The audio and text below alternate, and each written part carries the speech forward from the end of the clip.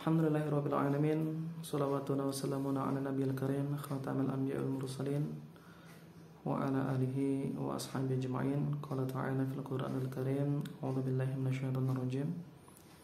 Inna Ibrahima kana ummatan qanitan lillahi hanifa wa lam yakun minal musyrikin.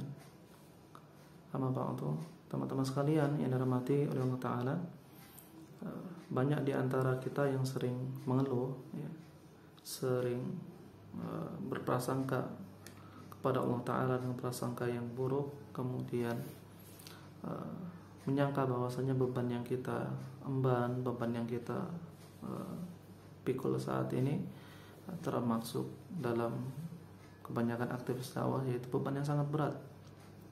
Ya.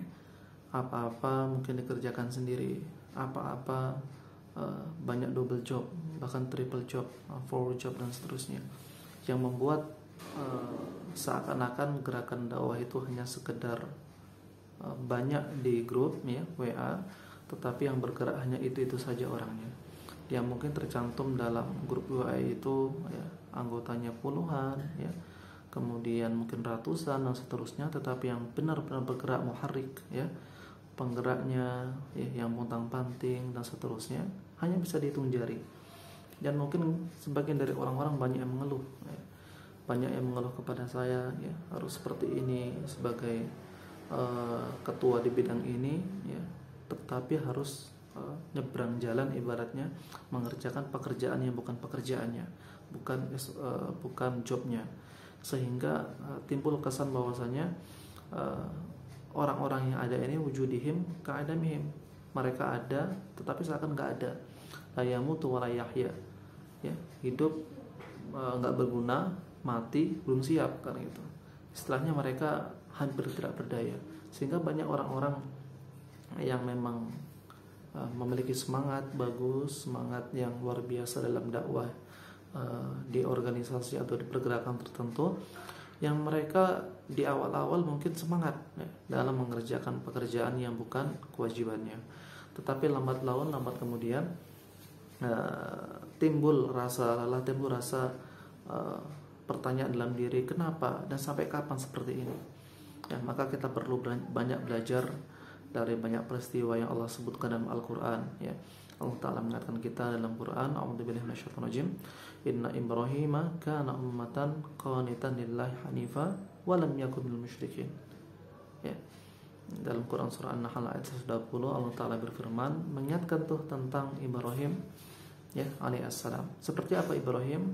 Karena inna Ibrahima kana ummah, Ibrahim itu kualitasnya seperti sekumpulan manusia, ya. Jadi Ibrahim alaihissalam sebagai seorang nabi yang ulul azmi, nabi pilihan, yang memiliki kualitas yang tidak main-main, ya.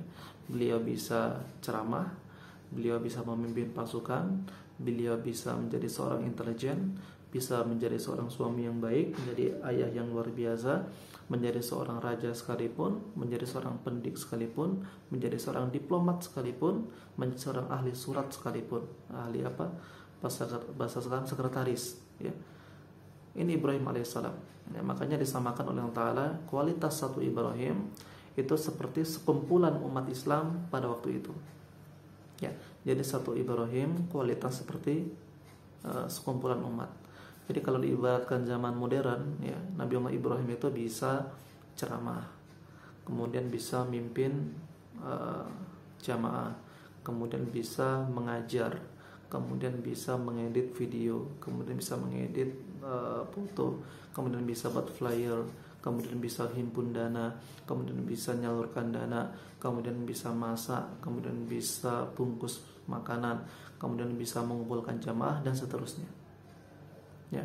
Jadi Ibrahim alaihissalam seperti itu. Kenapa dilakukan seperti itu? Ya, Ibrahim yang pertama al-Hanif, seorang nabi yang hanif, ya.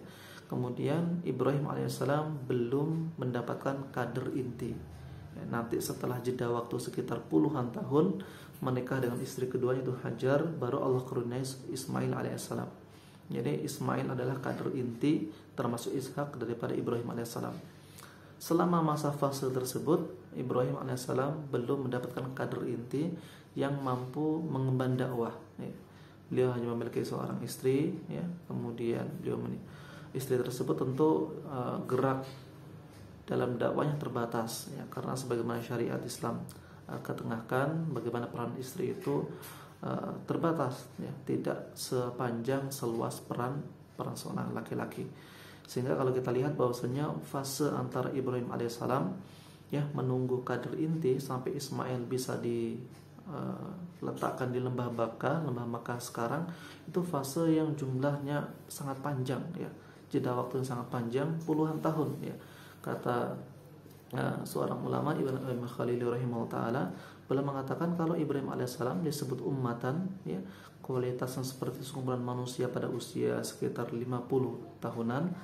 Maka ketika Ibrahim alaihissalam habis khitan usia 80 tahun, memiliki anak Ismail pada usia 100 tahun, kemudian yang tidak mampu membangun Ka'bah yang sudah runtuh tersebut, ya, tentu jeda waktunya kalau kita hitung hampir 40 atau 50 tahun untuk menunggu orang sekualitas Ismail alaihissalam. Ya, ini artinya teman-teman bahwasanya jikalau, ya, teman-teman kita dalam sebuah pergerakan apapun itu, hijrah, ya, pemuda hijrah, pemudi hijrah, akhwat hijrah, ikhwan hijrah dan seterusnya, belum bisa bergerak maksimal, ya, maka jadilah antum dan antuna seperti Ibrahim alaihissalam, memiliki kualitas yang luar biasa, ya. Kalau antum bisa ceramah, ya, bisa ngedit video, bisa ngedit flyer, ya, bisa masak, bisa megang kamera dan seterusnya, kerjakan sampai waktu Allah akan memberikan orang-orang pilihan yang akan bersamai antum, ya. Jadi tidak perlu khawatir, tidak perlu takut, ya, bahwasanya dakwah kita selama kita berjalan itu akan ditinggalkan, nggak masalah. Bahkan seandainya semua meninggalkan beban dakwah ini, antum sendirian, antum pikul. Antum seperti Ibrahim alaihissalam memikul sendirian, dan akan Allah berikan orang, ya, sekualitas Ismail alaihissalam. Ya, demikian maka teman-teman sekalian, kita azamkan dalam diri, jangan sampai ketika semuanya sudah mundur, semuanya seperti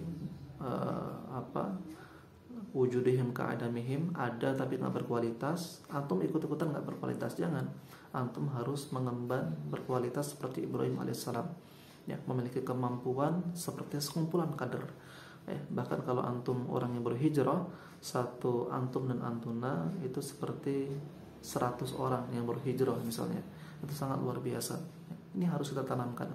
Jangan sampai dakwah itu mati gara-gara pragmatis, ya, gara-gara banyak yang afwa, banyak yang mundur, sehingga hijrah itu hanya sekedar event saja, sekedar hanya euforia saja. Demikian. Wassalamualaikum warahmatullahi wabarakatuh.